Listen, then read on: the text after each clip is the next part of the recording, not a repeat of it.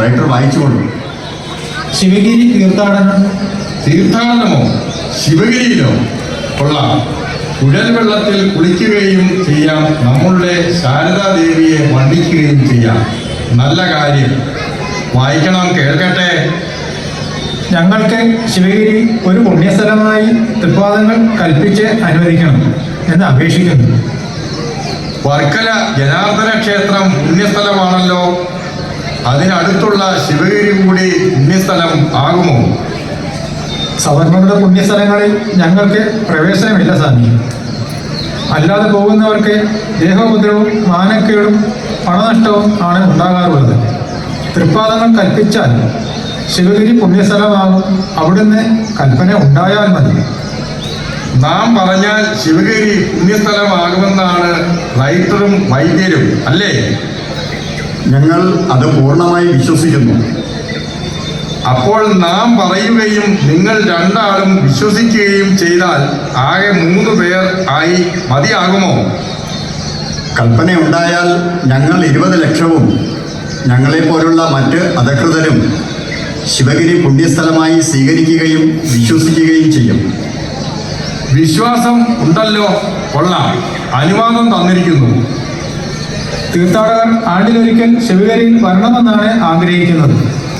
അത് എപ്പോൾ, ഏത് മാസം, തീയതി, നക്ഷത്രം ആയിരിക്കണമെന്ന് അവിടുന്ന് കൽപ്പിച്ചാലും. തീർത്ഥാടകർ ശിവഗിരിയിൽ വന്നുകൂടുന്നത് യൂറോപ്യന്മാരുടെ ആണ്ടുപിറപ്പിന് ആയിക്കൊള്ളട്ടെ. ജനുവരി മാസം 1-ാം തീയതി. അത് നമ്മളുടെ കണക്കിന് ധനുമാസം 16, 17 തീയതികളിൽ ആയിരിക്കും. അത് കൊള്ളാം. നല്ല സമയം. തീർത്ഥാടകർ വല്ല വ്രതവും ആചരിക്കണമോ? അതിൻ്റെ രീതികൾ കൽപ്പന ഉണ്ടായാലും. നീണ്ട വ്രതവും കഠിന വ്യവസ്ഥകളും ഇക്കാലത്ത് എല്ലാവരും ആചരിച്ചെന്ന് വരില്ല. 10 ദിവസത്തെ വ്രതം ശ്രീബുദ്ധന്റെ പഞ്ചശുദ്ധിയോടുകൂടി ആചരിച്ചാൽ മതിയാകും. വൈദ്യർ എന്തു പറയുന്നു? കൽപ്പിച്ചത് ധാരാളം മതിയാകും. കൊള്ളാം, അത് മതി. നന്നായിരിക്കുന്നു.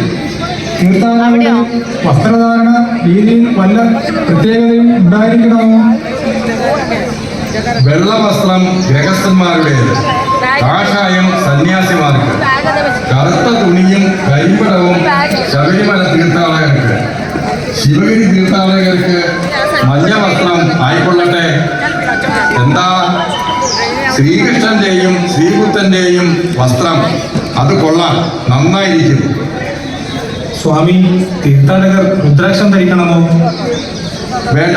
രുദ്രാക്ഷം കുറെ ഉരച്ച് പച്ചവെള്ളത്തിൽ കുടിക്കുന്നത് നന്നായിരിക്കും. ഗുണം ഉണ്ടാകാതിരിക്കില്ല.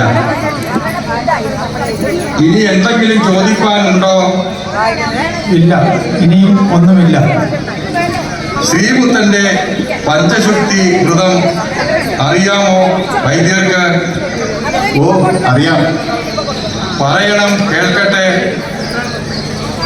ശരീരശുദ്ധി, ആഹാരശുദ്ധി, മനഃശുദ്ധി, വാക്ശുദ്ധി, കർമ്മശുദ്ധി. ശരി, ഇത് അനുഷ്ഠിച്ചാൽ മതിയാകും. ഇനിയും ഒന്നുമില്ലല്ലോ ചോദിക്കാൻ? ഇല്ല, ഇനിയും ഒന്നുമില്ല. ഈ തീർത്ഥാടനം നടത്തുന്നതിന്റെ ഉദ്ദേശം എന്ത്? ഒന്നുമില്ലെന്നുണ്ടോ? ഉദ്ദേശങ്ങൾ അന്ന് കൽപ്പിച്ചിട്ടുണ്ടല്ലോ. അത് അതിന്റെ രീതികൾ അല്ലയോ? രീതികളാണോ ഉദ്ദേശം? വൈദ്യർ എന്തു പറയുന്നു? തീർത്ഥാടനത്തിന് ഉദ്ദേശമൊന്നുമില്ലെന്നുണ്ടോ?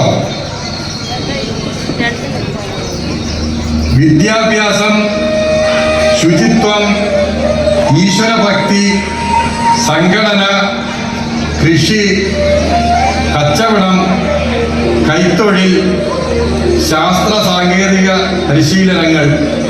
മനസ്സിലായോ?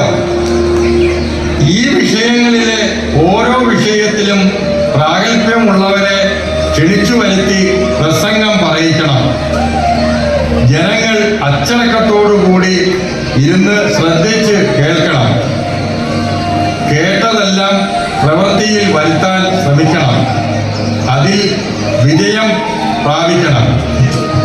അപ്പോൾ ജനങ്ങൾക്കും രാജ്യത്തിനും അഭിവൃദ്ധി ഉണ്ടാകും.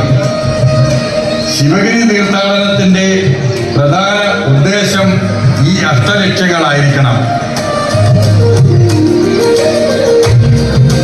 ഈ ചരിത്ര നിമിഷങ്ങളെ ധന്യമാക്കിക്കൊണ്ട് 1933 ഇലവുംതിട്ടയിലെ മൂലൂർ സ്മാരകത്തിൽ നിന്നും 5 പേരിൽ തുടങ്ങിയ ശിവഗിരി തീർത്ഥാടനം ഇന്ന് ജനലക്ഷങ്ങളുടെ മഹാസാഗരമായി മാറിയിരിക്കുകയാണ്.